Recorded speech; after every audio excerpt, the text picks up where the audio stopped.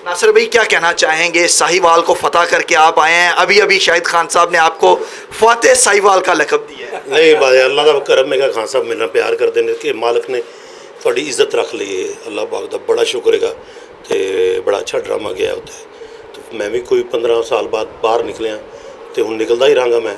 तो बाकी शहर च भी जावांगा इंशाअल्लाह सब का, क्योंकि एक आस होंगी है, तो उन्होंने उस ऑडियंस में जाके मिलेंगे, मुख्तलिफ शहरों में ड्रामा करेंगे। पूरे पंजाब में जहाँ जहाँ पंजाबी समझी जाती है, बोली जाती है, लोग नासिर चनियोटी को देखना चाहते हैं, पसंद करते हैं और उनको इंतज़ार होता है। और ये साहिवाल के ड्रामे ने इस बात को साबित भी किया। मालूम हुआ कि बारिश के रोज़ वहाँ पर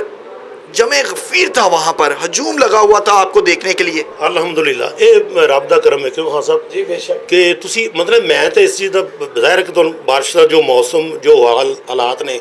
तो बंदा ये सोचता कि यार और साहिवाल शहर, तो मैं कहे तो शायद शो ना हो, लेकिन लोग इन्ना प्यार करते हैं। मुल्तान तक लोग आले दुआले के लोग ने, जिमें हो गया उकाड़े के लोग मतलब आए ने उस दिन ड्रामा वेखन लई, तो अल्लाह का बड़ा शुक्र है।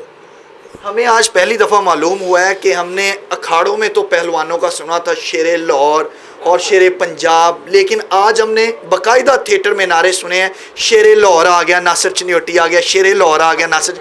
ये क्या माजरा है, इतना ज़्यादा वालिहाना मोहब्बत का इजहार क्या करते हैं कि लोग दिल दे बैठते हैं? ये डॉक्टर साहब डॉक्टर अजमल साहब बड़ा प्यार करते हैं, सैयद यूसुफ साहब ऊपर आने अज की तलकदारी है नहीं, किन्ने अरसे तो इकट्ठे हैं, तो वो फिर मैनू इस गल की भी ज़्यादा खुशी सी कि मैं प्रिंस थिएटर पहला ड्रामा कर रहा, खान साहब ने शायद खान साहब नाल ने, ठीक है, विकी कौडू है, फरोज़ा अली है,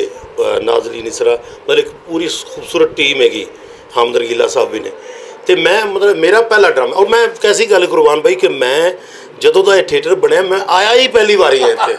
और लोगों को इंतज़ार था आपका कि कब आएंगे नासिर चनियोटी साहब यहाँ पे। नहीं उसी टुर फिर के काम करांगे। नासिर भी क्या कहना चाहेंगे इस पहले ड्रामे को लेकर, यहाँ पर कितना ज़्यादा प्रेशर है कि पहली दफ़ा परफॉर्म कर रहे हैं, और कितनी खुशी है कि आपके पसंदीदा फनकार आपके साथ, आपके कोलीग जो है वो परफॉर्म करने चाहिए? बस यही कि ड्रामा साडा शुरू हो रहा है अज तो जुमे वाले दिन तो सब ऑडियंस में यही कहांगे कि जिस तरह सानू सारिਆਂ ਤੁਸੀਂ ਪਹਿਲੇ इन्ना प्यार देंदे हो, तो प्रिंस थिएटर आओ, इंशाअल्लाह तुहानूं मायूस नहीं भेजांगे, एक अच्छा ड्रामा, क्योंकि तुहानूं पता है कि डॉक्टर अजमल साहब, यूसुफ साहब या प्रिंस थिएटर ये अच्छे ड्रामे की जमानत ने,